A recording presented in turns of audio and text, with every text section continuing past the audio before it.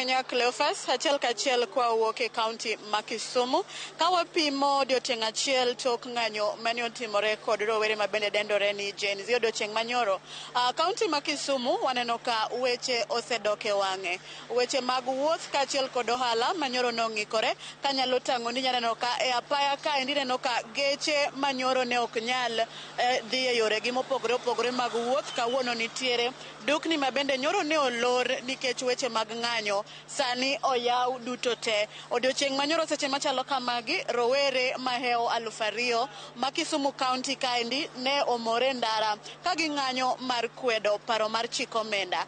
Mago bende gigo manotimore ma bende ne odhi nyaka otieno ng'anyo makamano ma bende wadwa ni bende wayudo anena pach jopiny makoni mondo ginyiswa ni to gin ka ging'iyo ng'anyo manyoro no twak mane ogol kod jatend piny William Ruto, ang'o ma ginyalo wacho kotenore kod kaka piny chalo sani, weche mag ng'anyo, nitiere jogo mane ohinyore e counties mopogore ma bende nitie nyaka jogo mane owito ngimagi. Pachgi chalo nade kotenore kod weche go eko kwariwo gi kanyakla e county duto koa Kisumu kae, Nairobi, Nakuru, Homa Bay, kamano.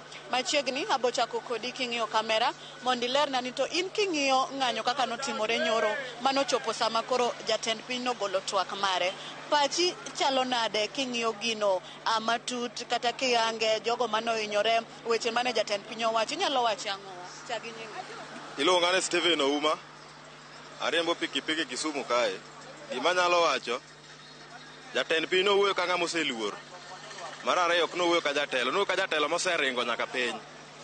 Gimomiyo rowere ne timo ng'anyo to giwacho ni jonjore. Gicha en gima piny mangima noneno, ok Kisumu kende kata Nyanza kende kata kaja, en piny mangima. Osebed kiwacho ni Kisumu, Homa Bay, Migori gi Siaya ema timo ng'anyo. To manyoro cha noriwo piny mangima. Ma kata polise gini nosebago ma kata sani neno ka koro jatend piny okawo jolweny okete ground. To kawo polise otero Haiti. Manyiso ni osebagni. Ananyiso jopiny ni gibed mana motegno, gibed chung' motegno. Makata kendo kiny kapod oluong ng'anyo to pod wan kiny wan tiye. Vijende kik luor. Aya. Genyinga aniluonga ni Benson Kadala. Genyinga iluonga ni Benson Kadala. Kalure gi gima ne president wa wacho nyoro, chalo ng'ama threaten wa to wan yudhe. Gima litna ni wagore ne gima ancestors wa nosegore ne. Mane gima litna kabisa. Tatemo nyiso jatend piny. Wan kiny, pod wan kodi. Ok wabol kaka yudhe. Wasomo, waonge tich, watugo mar ndara kar kaendi. Tije monego beni watimo en pesa wa owuok godo dhi godo loka. Wan onge gima wanyalo timo kar kaendi kaka yudhe. Odonga odwa ni koro wakwelo, ok wabokwelo to tije nitie to pesa ikawo pesa wa matino pod ni iwuotho godo wuotha. Mano gima wadagi kaka yudhe. Ba kata kiny president kiny wan kodi kaka yudhe.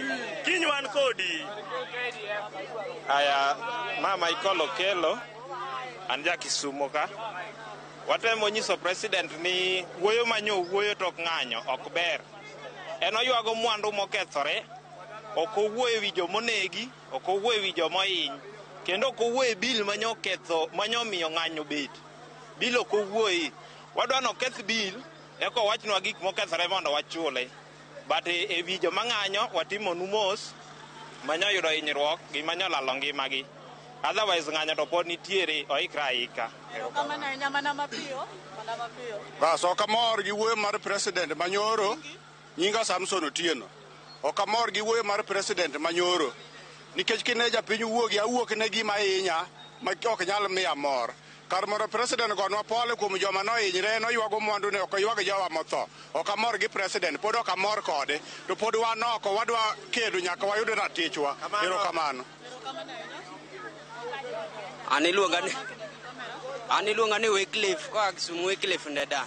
Gima president nowacho nyoro ni ok omorowa kata matin. Gima nonego wach, gima nonego ogol finance bill kabisa moket piny te. Mano ng'anyo wabro dhi kiny makata odagi kata oyie. Erokamano. President pod odong' gi ndalo 14 mondo ochuo koke e paro mar chik omenda kata finance bill no. Mano nyawacho ang'o mu expect? An iluonga ni Jojo Mondo Guna.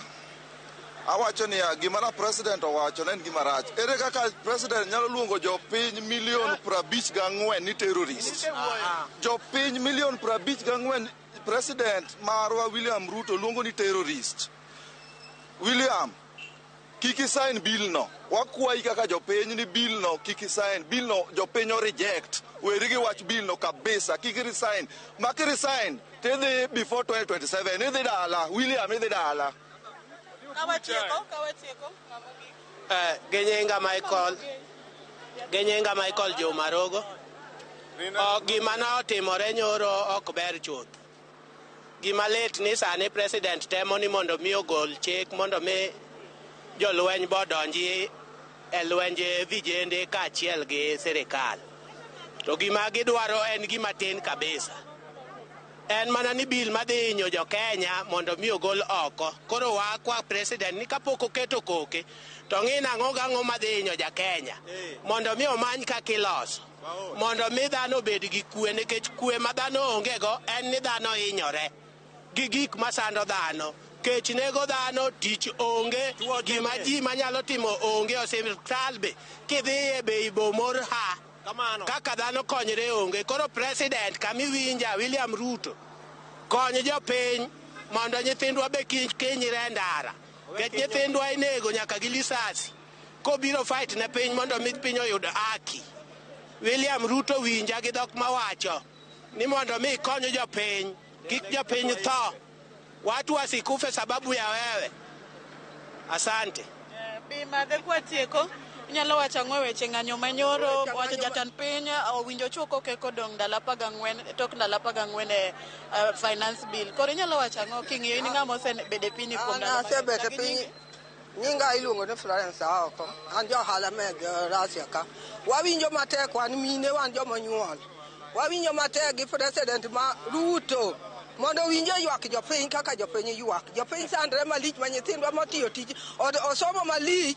Tagore malich go ngware to go dire mkokoteni. Makoro wan ol gi sirikal mar Ruto koyie to mondo dog dalo dhi oyue.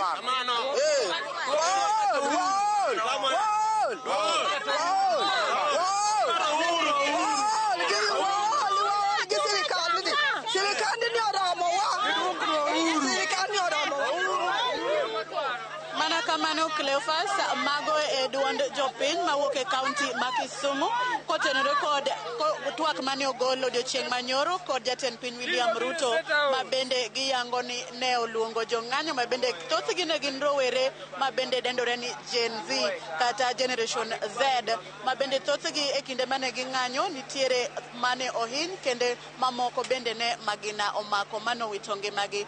Kwayogi maduong' en mondo mi jatend piny oranga nena paro mar chiki komenda ma higa nino kapok ochwe koke mondo mi owite oko kik ochwe koke kata ogol gigo mabiro medo inyo jopiny. Ka kamano taduoko ni studio kionge penjo moro amora mondo idhi nyime mondo wan bende wamed ng'iyo ni to ang'o ma dhi nyime e Kisumu County kaendi gin jomage manohinyore bende nitiere mwandu manoyaki to jogo madhi nyime kod yudo thieth kokalo kuom ng'anyo manyoro gin adi kata gin mage. Ka kamano to an kuom inyalo dhi nyime kod twak e okinyi ma kawuono. Cleophas. Erokamano ahinya Millicent Adhiambo. Wawe thuolo mondo midhi rangane chenro kaka Kisumu chalo odiochieng' achiel tok ng'anyo mano bagi odiochieng'no manyoro. Nyakoromo jogo duogo e studio kar kae kama welo bende winjo paro mopogore opogore mantiere kar kae. Dongi thuolo ma dakika 10 kende to watieko chenro. Kaka wadapoge ka chenro mopogore opogore mantiere kar kae. Kaka wadhi bedo ka waneno chenro mag dhi nyime. Wan gi oganda mathoth marang